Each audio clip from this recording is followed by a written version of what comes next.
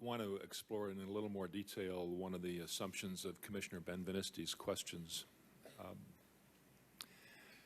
In looking at the Olympics, you had a defined event in a defined place over a defined period of time, defined airspace above the Olympic facilities. And so I presume that law enforcement planning to prevent any interruption or interdiction of the Olympics would have imagined any kind of possibility of intrusion of bomb, missile, plane, whatever, into that space. Is that correct? That's correct. And though you say the FBI was not involved with the planning of the G8 summit in Italy, the same sort of assumptions would have been made, would they not? Defined event, defined place, time, airspace? A defined and specific threat in time and place, correct.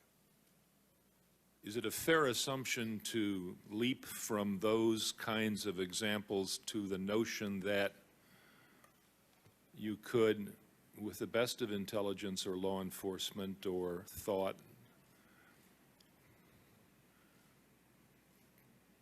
gone to an assumption that on any given day, in any part of the United States, on any one of the more than 4,000 flights that are in the air on every given day in the United States, utilize the same methods and guard against the same kind of attacks? Or is that a leap too far? Well, I think, you know, to amass the kinds of resources and protective operation that you've both alluded to in your questions, there's a limited capability in terms of duration for that kind of an operation. For instance, with respect to the Millennium, we were planning for months and months prior to that event. And at the time of the Millennium, you know, thousands and thousands of law enforcement agents and other government agents, military personnel, you know, were on duty around the world because of a specific event. The Attorney General and I were in, you know, our command post through the night on December 31st. But we could not have sustained that, you know, for weeks and weeks beyond that period, nor would there have been a basis to do that without a specific threat. So I think to do the kinds of protective operations that we would like to do and do, in fact, perform when NATO's meeting, when the Pope is visiting, when the President is at a summit, when the World Cup is going on, when presidential conventions are in session. All those events in specific places and times, because of the threats as we understood them, including airborne threats, we were able to marshal resources and perform protective operations. But you need a time and place to do that if you have resources available. You testified that you transferred 600 agents from headquarters to the field because there was a 22-month hiring freeze in the FBI. Why was there a 22-month hiring freeze in the FBI?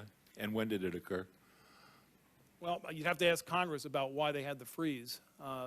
This was a congressionally imposed freeze? Yes, we were not authorized to hire people for a 22-month period.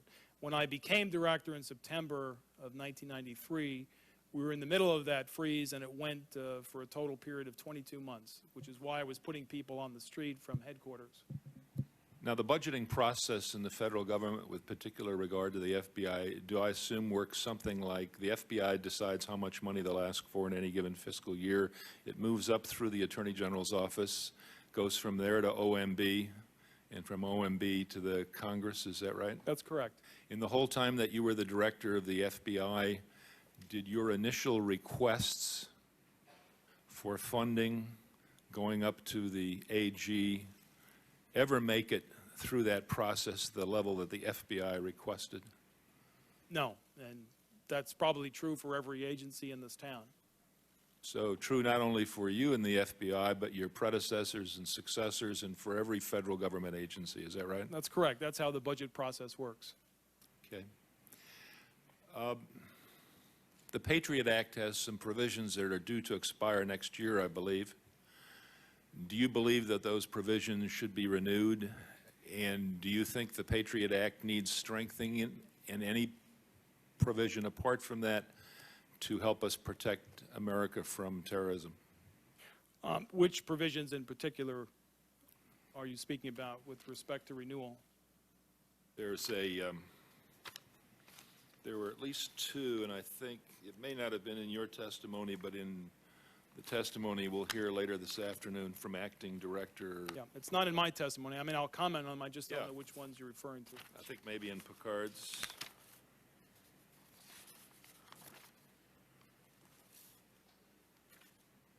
Well, let me come back to that after I find what I'm looking for, and let me ask Okay, you this.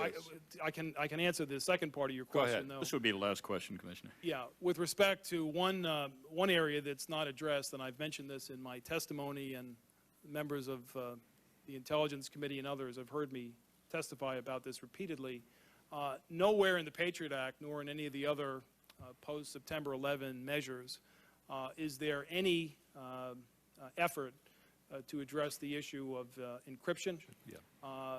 It's mind-boggling to me that in the aftermath of September 11th, and the information that we've accumulated to date, including the use of encrypted channels of communication by terrorists, that our law enforcement agencies still do not have either the authority or the technology to break down encrypted messages. And for those who don't know about the issue, none of the commissioners, but other people, encryption is the technology that allows message bits, communications, either data or voice, to be scrambled so you can't understand what's being said. Again, it's mind-boggling to me, and I testified dozens and dozens of times, along with Janet Reno and others, for some relief that this is completely unaddressed. I think it's a huge gap in our national security, and one that I would urge the Commission to look at.